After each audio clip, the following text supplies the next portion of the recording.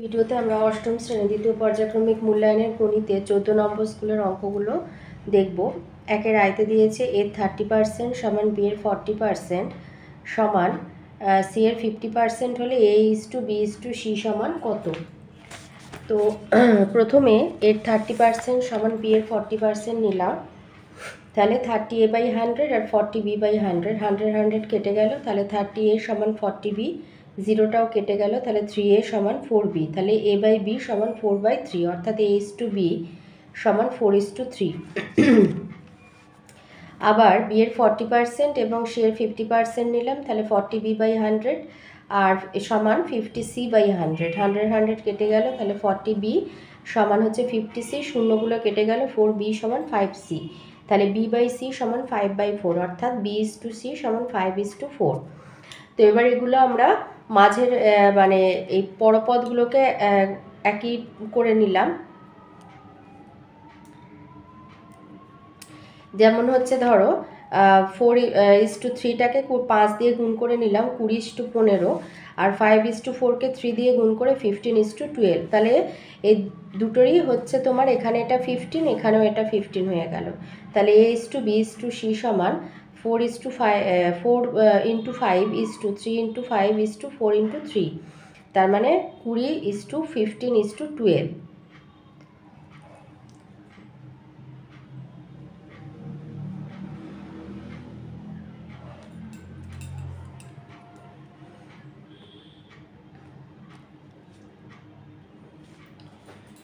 দু নম্বরে আছে a⁴x এবং a⁴x + y এর লসাগু কত।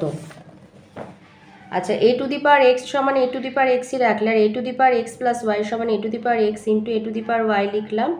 সূচকের ক্ষেত্রে নিধান 1 হলে গুণ যেগুলো পাওয়ার হয় তো সেগুলো সূচকগুলো এরকম যোগ করে আমরা লিখি, তাহলে দুটোর মধ্যে কমন হচ্ছে a⁴x, তাহলে লসাগু হবে a⁴x × a⁴y সমান হবে a⁴x + y। তিনে দিয়েছে সরলতম মান নির্ণয় করো x/x - y + y/y - x। তো এখানে আমরা x/x - y + y/y - x লিখলে, এবার এখান থেকে আমরা মাইনাস কমন নেব, তাই আমরা এইভাবে লিখলাম। এবার এই প্লাস আর এই মাইনাস, এটা মাইনাস হয়ে গেল, এবার দুটোরই হর হচ্ছে 1, তাহলে আমরা লসাগু পেলাম x - y, আর এগুলো বিয়োগ করে হচ্ছে x - y, দুটো কেটে গিয়ে হলো 1।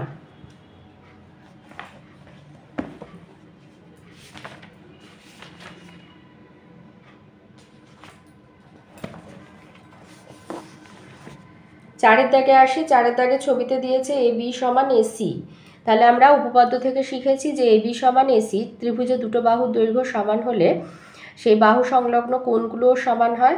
এবার বলেছে BAC কত, এই কোণটার মান কত।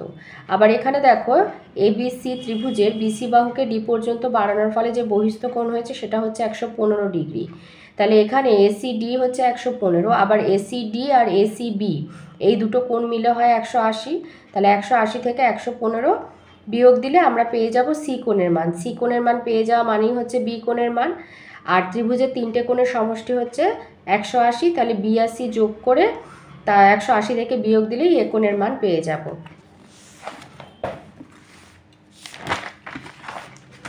তাহলে এখানে লিখে নেবে এইভাবে যে প্রদত্ত AB সমান হচ্ছে AC, ACD হচ্ছে 115 ডিগ্রি, আবার কোণ ACB সমান যোগ ACD সমান 180, অতএব কোণ ACB সমান 180 বিয়োগ 115 মানে 65 ডিগ্রি। এবার ACB কোণ সমান ABC, যেহেতু AB সমান AC, তাহলে ABC হচ্ছে 65 ডিগ্রি, আবার কোণ ABC প্লাস কোণ BAC প্লাস কোণ ACB সমান 180, তাহলে বি কোণ আর সি কোণের মান 65, তাই 65 যোগ 65 যোগ BAC সমান 180, অতএব কোণ BAC সমান 180 - 130 সমান 50 ডিগ্রি, তাহলে এ কোণের মান হবে 50 ডিগ্রি। দুয়ের দাগে আসি।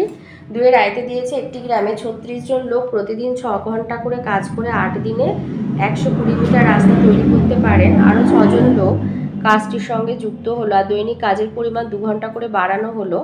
9 দিনে কত দৈর্ঘ্যের রাস্তা তৈরি করা যাবে ত্রৈরাশিক পদ্ধতিতে নির্ণয় করতে বলেছে। তাহলে এইভাবে ছক করে নেবে, 4টে ছক হবে। জন সংখ্যা বা লোক সংখ্যা লিখতে পারো, প্রতিদিনের কাজের সময় ঘন্টা, দিন সংখ্যা, রাস্তার পরিমাণ মিটার। তাহলে 36 জন লোক প্রতিদিন 6 ঘন্টা করে কাজ করে 8 দিনে করে 120 মিটার রাস্তা। আরও 6 জন লোক এসেছে, তাই 36 যোগ 6 হচ্ছে 42। কাজের সময় 2 ঘন্টা বাড়িয়েছে, তাহলে 6 ঘন্টা করে করছিল প্রতিদিন, এখন করছে 6 যোগ 2 8 ঘন্টা। আর 9 দিনে কতটা রাস্তা করবে। তাহলে জন সংখ্যা এবং রাস্তার পরিমাণের মধ্যে হচ্ছে সরল সম্পর্ক। আবার প্রতিদিন কাজের সময় আর রাস্তার পরিমাণের মধ্যেও সরল সম্পর্ক, আর দিন সংখ্যা রাস্তার পরিমাণের মধ্যেও সরল সম্পর্ক। তাহলে রাস্তার পরিমাণ হবে 120 গুণ 42/36 গুণ 8/6 গুণ 9/8। তো কাটাকুটি করলে হবে তোমার এই 8 8 কেটে গেল, ধরো 9, 36 কেটে 4 করলে, 42 আর 6 কেটে 7 করলে, আর 120 আর 4 কাটলে হচ্ছে 30। তাহলে 30 গুণ 7 মানে 210 মিটার। তাহলে 9 দিনে 210 মিটার রাস্তা তৈরি করা যাবে। 2 দিয়েছে আমি আমার বাড়ি থেকে স্কুলে তাড়াতাড়ি পৌঁছানোর জন্য বাড়ি থেকে স্কুলে যাওয়ার সময় 20% কমাতে চাই, তাহলে আমার গতিবেগ কত বাড়াতে হবে। তো মনে করি বাড়ি থেকে স্কুলে যেতে আমার গাড়ি 100 একক পার সেকেন্ড গতিবেগ যেতে 100 সেকেন্ড সময় নেয়। তাহলে ছকের আকারে সাজালে সময় সেকেন্ড, গতিবেগ হচ্ছে একক পার সেকেন্ড। তাহলে 100 সেকেন্ডে যাচ্ছে 100 একক, মানে গতিবেগ হচ্ছে 100 একক পার সেকেন্ড। তাহলে আমি সময়টা কমাবো কত, 20। তাহলে 100 বিয়োগ 20 মানে 80 সেকেন্ডে কতটা যাবে। তাহলে সময় আর গতিবেগের মধ্যে হবে ব্যস্ত সম্পর্ক। অতএব নির্ণয় গতিবেগ হবে 100 গুণ 100/80 একক পার সেকেন্ড, তার মানে 125 একক পার সেকেন্ড। সুতরাং গাড়ির গতিবেগ বাড়াতে হবে 125 বিয়োগ 100/100 গুণ 100 শতাংশ, তার মানে 25%। 3 নম্বরে দিয়েছে 3:1 অনুপাতে সিরাপ ও জল মেশানো শরবত থেকে, মানে একটা প্রথম যে শরবতটা ছিল তাতে সিরাপ আর জলের অনুপাত 3:1 বলেছে, কত ভাগ তুলে নিয়ে তার পরিবর্তে সমপরিমাণ জল ঢালে সিরাপ ও জলের পরিমাণ সমান সমান হবে। তো ধরি শরবতের মোট পরিমাণ হচ্ছে x একক এবং y একক শরবত তুলে নিয়ে সমপরিমাণ জল মেশানো হয়েছে। তাহলে শরবতে সিরাপ আর জলের অনুপাত 3:1। এবার x একক শরবতে সিরাপের পরিমাণ 3x/4 একক আর জলের পরিমাণ x/4, আর y একক শরবতে, যে y একক শরবতটা আর কি তুলে নেওয়া হয়েছে, তাতে সিরাপের পরিমাণ 3y/4 একক আর জলের পরিমাণ y/4 একক। তাহলে অবশিষ্ট যে, তাহলে x একক শরবত থেকে y একক শরবত তুলে নেওয়া হয়েছে, তাহলে অবশিষ্ট শরবতে সিরাপ থাকবে 3x/4 মাইনাস 3y/4 একক, মানে 3x মাইনাস 3y/4 একক, আর জল থাকবে এভাবে x মাইনাস y/4 একক। আবার শরবতে y একক জল মেশানো হলো, তাহলে সিরাপের পরিমাণ এটাই থাকবে, কিন্তু এর সাথে প্লাস y হবে, মানে y পরিমাণ জল যেহেতু ঢালা হয়েছে, তাই জলের পরিমাণ হবে x minus y/4 plus y একক। যেটা যোগ করে পাচ্ছি x প্লাস 3y/4 একক। এবার প্রশ্ন অনুসারে সিরাপ আর জলের অনুপাত হবে 1/1, সমান পরিমাণ বলেছে, তাই 3x minus 3y/4 by x plus 3y/4 সমান 1/1। তো 4 4 কেটে গেল, তাই 3x minus 3y by x plus 3y সমান 1/1। তো এখান থেকে আমরা পাবো 3x মাইনাস x সমান 3y প্লাস 3y সমান হবে 2x সমান 6y। তাহলে x সমান, এটাকে 2 দিয়ে ভাগ করে দিলে 3y, অতএব y সমান 1/3x। তার মানে মোট শরবতের 1/3 অংশ তুলে নিয়ে সমপরিমাণ জল ঢালে সিরাপ ও জলের পরিমাণ সমান হবে। 4 দিয়েছে অলোক, কালাম, জোসেফ প্রত্যেকে কোনো একটা কাজ যথাক্রমে 10, 12, 15 দিনে করতে পারে। তারা একসঙ্গে 3 দিন কাজ করার পর কালাম চলে গেল, বাকি কাজটি অলোক আর জোসেফ কত দিনে শেষ করবে। তাহলে অলোক 10 দিনে করে কাজের 1 অংশ কাজ করে, তাহলে 1 দিনে করে 1/10, কালামও করে 1 দিনে 1/12 অংশ, আর জোসেফ 1 দিনে 1/15 অংশ। এবার 3 জনে তাহলে একত্রে 1 দিনে কাজ করে, যোগ করব করে হচ্ছে 1/4 অংশ। তাহলে 3 জনে 1 দিনে যদি 1/4 অংশ করে, তাহলে 3 দিনে 3 গুণ 1/4 মানে 3/4 অংশ। তাহলে বাকি কাজের পরিমাণ 1 বিয়োগ 3/4 মানে 1/4 অংশ। তাহলে অলোক আর জোসেফ একত্রে 1 দিনে কাজ করছে 1/10 যোগ 1/15 অংশ, তার মানে 5/30 অংশ মানে 1/6 অংশ। এবার এটা একটু ছকে সাজিয়ে নিলে কাজের পরিমাণ অংশ আর দিন সংখ্যা 1-এর 6 অংশ করছে একদিনে, তাহলে 1-এর 4 অংশ করবে কত দিনে? কাজের পরিমাণ আর দিন সংখ্যার মধ্যে সরল সম্পর্ক।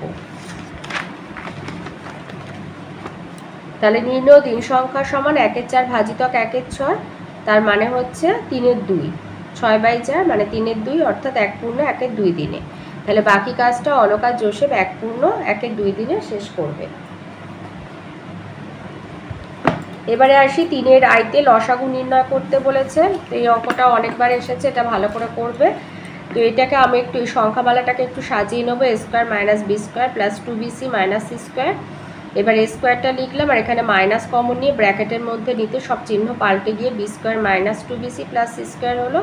তো এখান থেকে সূত্রতে এলাম a² - b - c whole square. তো এটা a² - b² চলে আসলাম, a + b - c R a - b + c। পরবর্তী যে সংখ্যামালা b² - c² - a² + 2ac, তো এইটাকে একটু সাজিয়ে নিলাম, পেলাম b² - c² + 2ac - a²। তো আবার লিখলাম সমান দিয়ে b², এখানে মাইনাস কমন নিয়ে লিখলাম c² - 2ac + a²। তাহলে এখান থেকে পেলাম b² - c - a whole square. তো এখান থেকে পাচ্ছি b + c - a R b - c + a। তো এবার একটু সাজিয়ে নিলাম, b + c - a রাখলাম আর এটা a + b - c। তৃতীয় যে সংখ্যামালা c² - a² - b² + 2ab, তো এই তিনটেকে একটু সাজিয়ে নিলাম, c² - a² + 2ab - b²। এখানে সমান দিয়ে লিখলাম c² মাইনাস কমন নিয়ে লিখলাম a² - 2ab + b² সমান দিয়ে c² - a - b whole square. তাহলে এখান থেকে পাচ্ছি c + a - b R c - a + b। এটা সাজালাম a - b + c আর এটা b + c - a। তাহলে লসাগু হচ্ছে, দেখো সবার মধ্যে কমন আছে, এই দুটোর মধ্যে কমন দেখো a + b - c, এখানেও a + b - c, আবার এখানে আছে a - b + c, এখানে আছে a - b + c, এখানে b + c - a, এখানেও b + c - a। তাই লসাগু হচ্ছে a + b - c into a - b + c into b + c - a। এটা হচ্ছে লসাগু। তো 2 নম্বরে আছে একটা গসাগু নির্ণয় করতে দিয়েছে, x⁴ + x² y² + y⁴ একটা সংখ্যামালা, দ্বিতীয় হচ্ছে x³ y + y⁴, আর একটা হচ্ছে x² - xy হোল কিউব।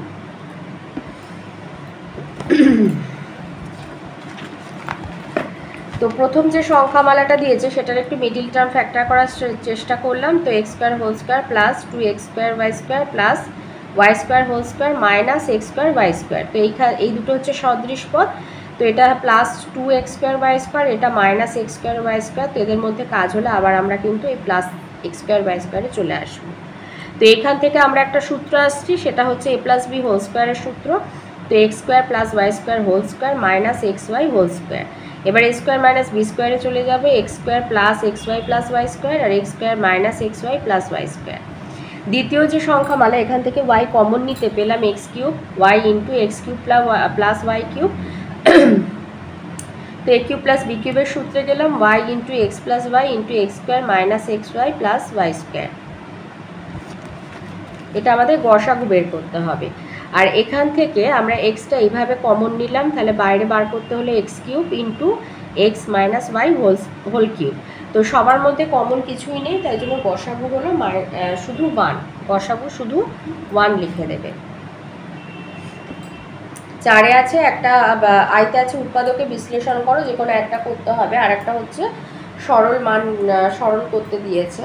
তো উৎপাদকে বিশ্লেষণে এমনভাবে একটা জোড়া আমি তৈরি করেছি বা তোমরা করবে, যেখান থেকে কিছু কমন নেওয়া যায়। যেমন ধরো x + 1 আর x - 4 গুণ করলে, আর x + 3 আর x - 6 গুণ করলে, আর +24টা নামিয়ে আনলে, তো এখান থেকে গুণ করে আমরা পাচ্ছি x² - 3x - 4, আর এখানে পাচ্ছি x² - 3x - 18 আর +24টা লিখলাম। তাহলে এই দুটোর মধ্যে এই দুটো কমন, এইটা আর এইটা। তো ধরলাম x² - 3x সমান a, তাই পেলাম a - 4 ইন্টু a - 18 +24। এবার এই দুটো গুণ করে পাচ্ছি a² -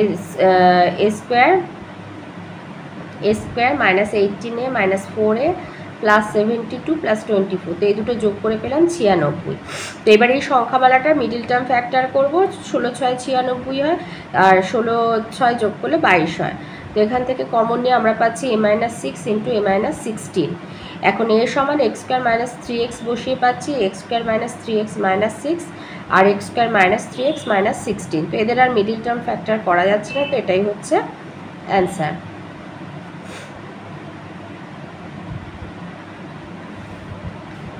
আর 4-এ 2 নম্বরে যে সরল করো দিয়েছে,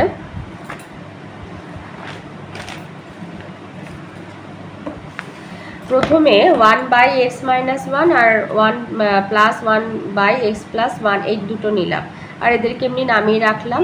তো এদের লসাগু হচ্ছে x minus 1 into x plus 1। তো কোনাকুনি এবার গুণ হচ্ছে, তাই x plus 1 plus x minus 1, minus 1 plus 1 কেটে গেল, তাহলে 2x by x square minus 1, আর এখানে প্লাস দিয়ে 2x by x square plus 1 আর plus 4x cube by x to the power 4 plus 1টা লিখে রাখলাম। আবার এই দুটো লসাগু করলাম, কোনাকুনি গুণ করলাম, কোনাকুনি গুণ করে পেলাম 2x cube plus 2x plus 2x cube minus 2x।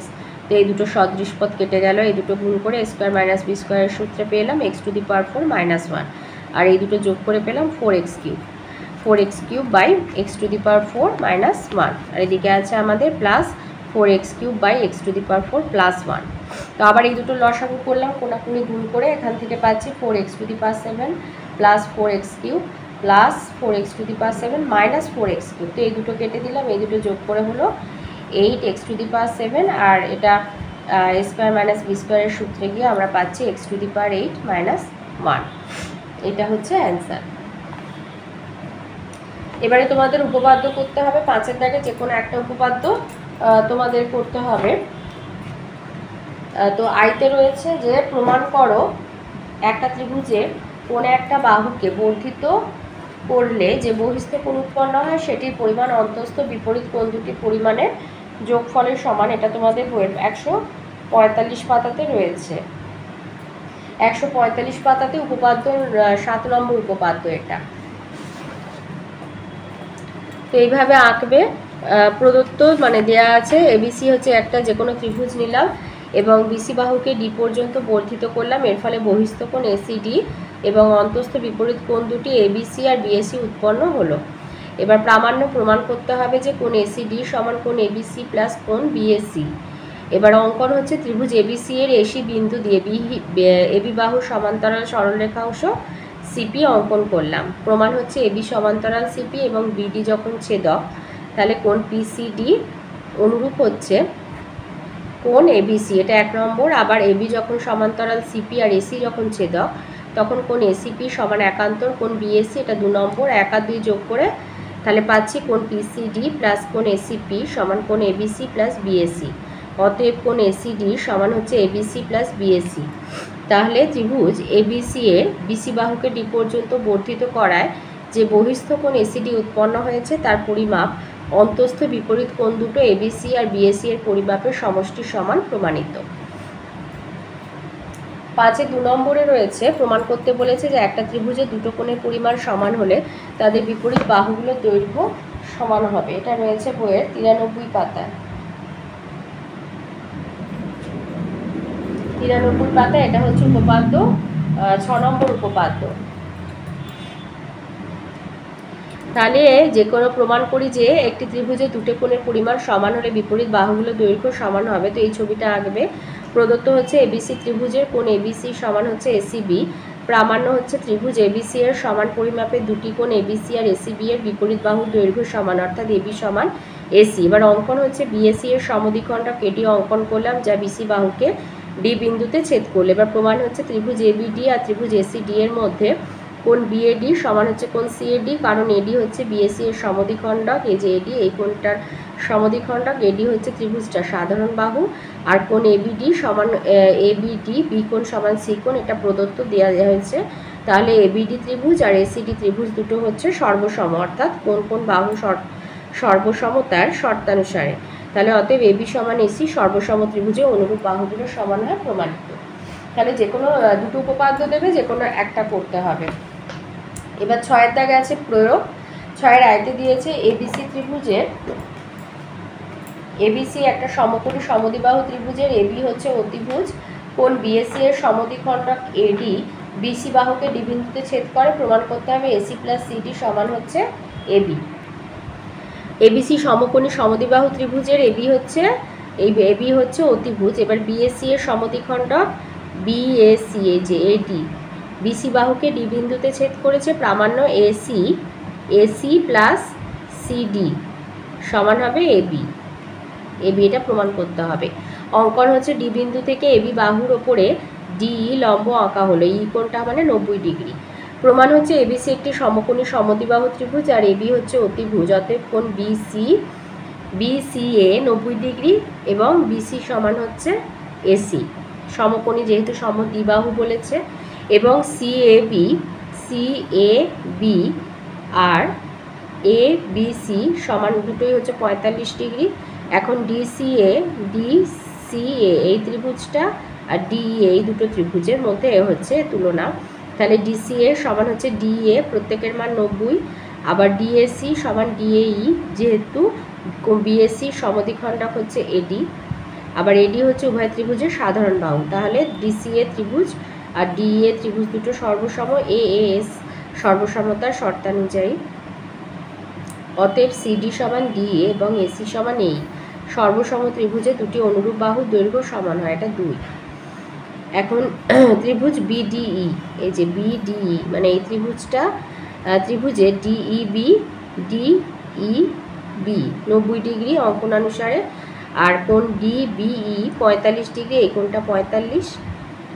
অতএব কোণ বিডিই সমান হচ্ছে 180 মাইনাস ডিইবি মাইনাস ডিবিই, যেহেতু ত্রিভুজে তিনটে কোণের সমষ্টি 180, অতএব 180 মাইনাস 90 মাইনাস 45 সমান হবে 45। তাহলে বিডিই কোণ, এই কোণটা হচ্ছে 45 ডিগ্রি হলো। যেহেতু বিডিই ত্রিভুজের কোণ ডিবিই সমান বিডিই প্রত্যেকে 45, অতএব ডিই সমান বিই। একটা ত্রিভুজে দুটো কোণের পরিমাণ সমান হলে বিপরীত বাহুর দৈর্ঘ্য সমান হয়, এটা 3 নম্বর। এখন এসি প্লাস সিডি সমান এই প্লাস ডি 2 থেকে পাওয়া যায়, এটা সমান আমরা বলতে পারি এই প্লাস বি 3 থেকে পাওয়া যায়, এটা সমান হচ্ছে এবি প্রমাণিত। তার মানে এসি প্লাস সিডি সমান এবি প্রমাণিত।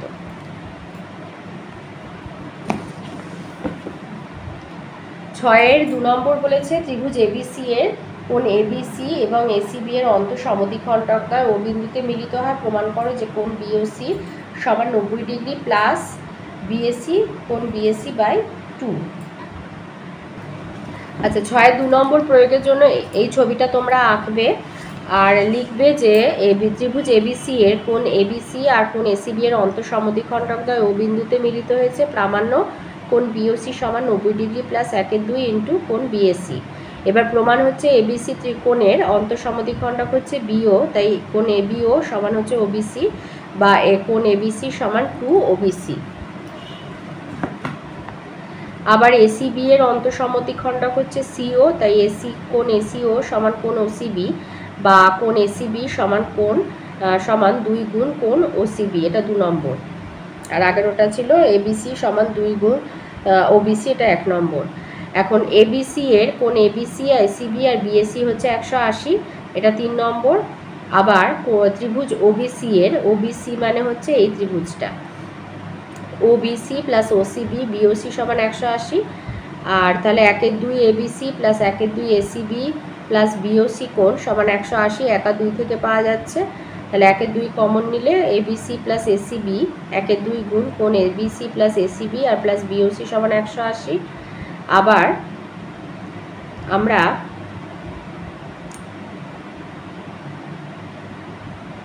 এবিসি প্লাস এসিবি বা 1/2 গুণ 180 মাইনাস কোণ বিএসি প্লাস বিওসি সমান 180, 3 থেকে পাচ্ছি আমরা, এখান থেকে পাচ্ছি এই যে এবিসি প্লাস এসিবি সমান 180 মাইনাস কোণ বিএসি, এটা আমরা এটা বদলে আমরা এইটা লিখে দিতে পারলাম। তাহলে 90 ডিগ্রি মাইনাস 1/2 গুণ কোণ বিএসি প্লাস কোণ বিওসি সমান 180, অতএব কোণ বিওসি সমান 180 ডিগ্রি মাইনাস 90 প্লাস 1/2 গুণ কোণ বিএসি, তাহলে মাইনাস করলে এটা হয়ে যাচ্ছে কোণ বিওসি সমান 90 ডিগ্রি প্লাস 1/2 কোণ, তাহলে অতএব কোণ আবার বলে দিয়ে কোণ বিওসি সমান 90 ডিগ্রি প্লাস 1/2 গুণ কোণ বিএসি প্রমাণিত। তো এই ছিল আজকের আমাদের অষ্টম শ্রেণীর দ্বিতীয় পর্যায়ক্রমিক মূল্যায়নের গণিতের 14 নম্বর স্কুলের প্রশ্নের উত্তরগুলো।